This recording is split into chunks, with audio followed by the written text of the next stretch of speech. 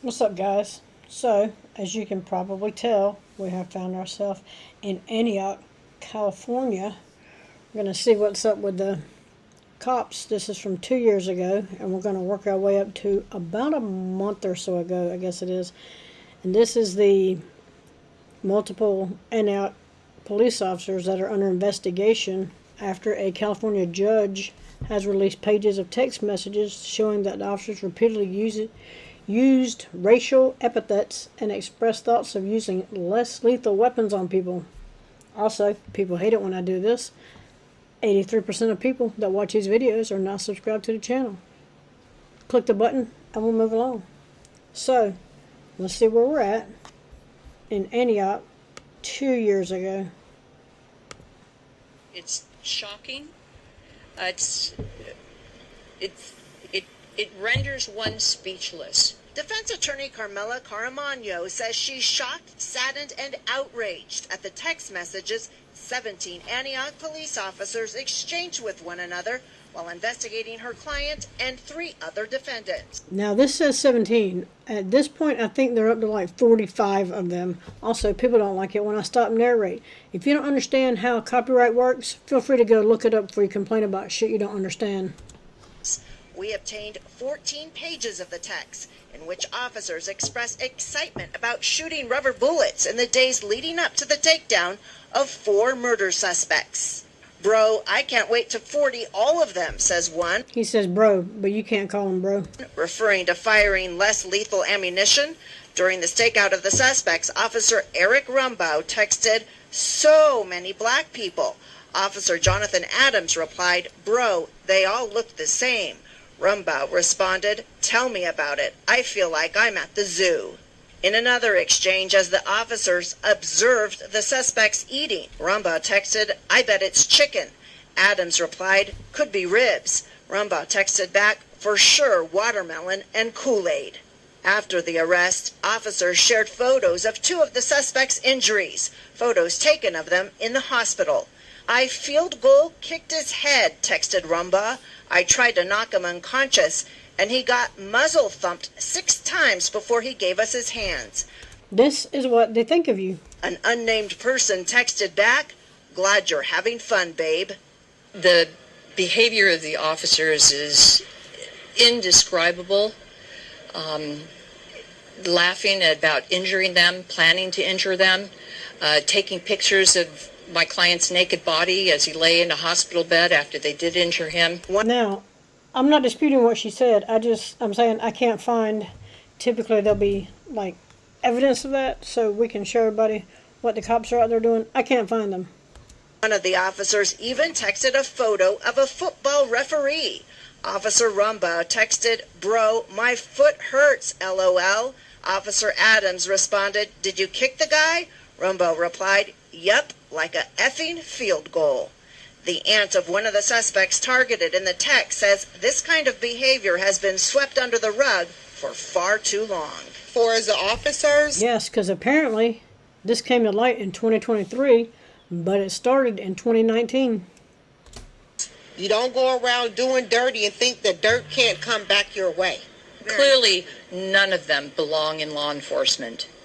None of them should have that kind of power over another human being because they lacked the basic humanity that one would expect of a stranger on the street, let alone, a law enforcement officer. So do I think it's appropriate to dismiss this case against these young men under these circumstances? Yes. Not only that, but any pending cases or their credentials should be burnt. But any pending cases involving these will likely be thrown out too. Doesn't matter if they're guilty. You can't trust the cops when you put them on the stand. That's where we're at with this. In Contra Costa County, Jody Hernandez, NBC Bay Area News. Thanks for watching our YouTube channel. Yeah. So, and this is 6 months ago. Developing out of Antioch tonight, the Department of Justice has reached an agreement with the police department over its investigation of racist text messages sent by officers. Crown 4's Sarah Stinson joins us live from the newsroom with what this agreement means for the department. Sarah. Well, there are two ways the Antioch Police Department is being held accountable. One is criminally, which includes the prosecution of officers involved, and the other is civilly, which involves this agreement between police and the Department of Justice. I spoke And yes, the birds are out chirping. If you got a problem with that, go somewhere else. with a civil rights attorney who says there's still a lot more that needs to be done to gain the trust of the community. It's not like there was a flip that was switched and everything's fine now. I think he meant a switch that was flipped. I'm just throwing that out there. By the removal of a few bad apples. Ben Nissenbaum is A few bad apples, they're up to 45.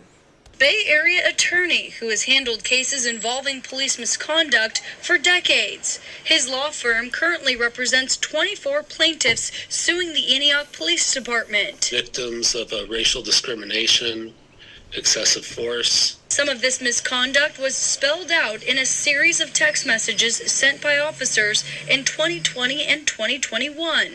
Those messages came to light last year, Including admissions of horrendous acts of misconduct, like field goal kick in a person's head. In total, the Contra Costa County District Attorney's Office identified 17 officers who were being investigated. The Department of Justice stepped in and announced an agreement with Antioch Police Friday. It includes APD hiring an expert law enforcement consultant who will update the department's policies and training. To ensure that there's not discrimination within the department, and also to update hiring procedures to make sure that the type of officers that they are hiring are indeed of the right temperament and expertise and experience. Problem with that is, yes, that's a donkey talking over there. The problem with that is when they resign while under investigation, the investigation will stop because the police department will say, well, we don't have jurisdiction over them, there's nothing we can do, and they'll say they resign under good terms and they will go somewhere else, and you won't know anything about it till shit like this happens. That's how that works. To police in a fair and impartial way, and in a way that doesn't discriminate based on race.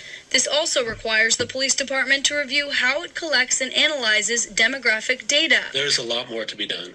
It's a step in the right direction, but, well, and there's two components, right? There's the agreement, then there is really the follow-through on it. In a news release sent to Cron 4, the Antioch Police Department said, in part, our collaboration with the U.S. DOJ underscores our dedication to fostering trust, transparency, and accountability within our police department.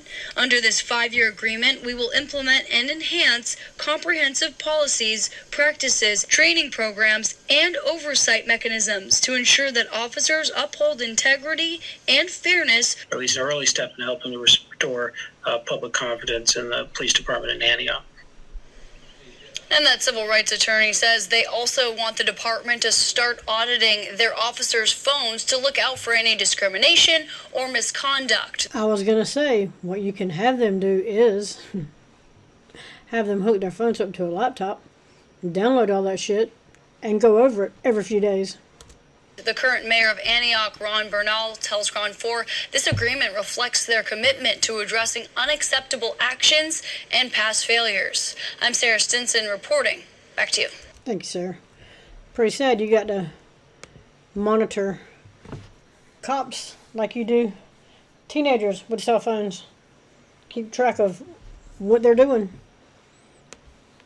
And this is from, I don't know, a month or two ago. High drama in a Contra Costa County courtroom this week as a former Antioch police officer testified against another officer, over violent behavior while on duty and exchanging racist texts. The scandal has embroiled the Antioch Police Department for several years. ABC 7 News reporter Unser Hussing catches up on the shocking testimony. New details emerged in the Antioch Police Department's racist texting scandal as officers took the stand in the federal trial that began this week in Oakland. If we were to just take the common sense interpretation of the language that was used by the witness, we can conclude that he was being completely honest and above board. Criminal Justice Professor Greg Woods is talking about Officer Eric Rombo, who instead of standing trial, is serving as a witness for the prosecution. He took a plea deal in January. Rombo described how he and Officer Murtaza Amiri knowingly used excessive force, falsified police reports, and made sure their actions weren't caught on body cameras. sometimes rewarding each other with fancy dinners. Those racial epithets, reducing those individuals whom they encountered to be targets for rubber bullets, to be incentivized through the reward of cookies and filet mignon. The defense tried Cookies? What kind of cookies? to argue that some of the text messages were offensive, but that they were cherry-picked or the meaning exaggerated, says lawyer Ben Nissenbaum. He has a separate civil case against some of the same officers involved in the texting scandal. But Nissenbaum says Rombo's testimony disproves that. You have an officer saying, no, these were not exaggerations. This was not locker room talk. That injects a dose of reality that I think will be persuasive to every juror. Also this week, a mistrial was declared for a second officer charged in the case. Nissenbaum says the ruling in Devin Wenger's case came after his lawyer told the judge she couldn't provide effective representation, allegedly due to a lack of resources. Officer Amiri agreed to continue his trial to keep it going on its own, and Officer Wenger's trial will be rescheduled later this year. Well, it was all problematic. I mean, having, bullet shells on your mantle and saying that those were your trophies, I think was disgusting. Lamar Hernandez-Thorpe was mayor when the texting scandal broke. He praised Officer Rombo for admitting remorse, but he says justice still needs to be served. It takes a lot of courage to own up to your mistakes, and so I was pleased to see that. And I hope other officers learn from him. And then those who got to be held accountable need to be held accountable for terrorizing this community. The trial continues next week. In Oakland, Ansar Hassan, ABC 7 News. Yeah, whoever that said that was. Anyway. Yeah. Who do you believe? The cops? Or they said they were just trying to blow off some steam because they work in high stress situations. Please stop. This is what they think of you. Anyway, that's where we're at with this one. Let me know what you think about it in the comments. Like, share, subscribe. Also, again, 83% of people that watch these videos are not subscribed to the channel. Click the button and we'll move along. Let me know what you think about this one, and I'm out.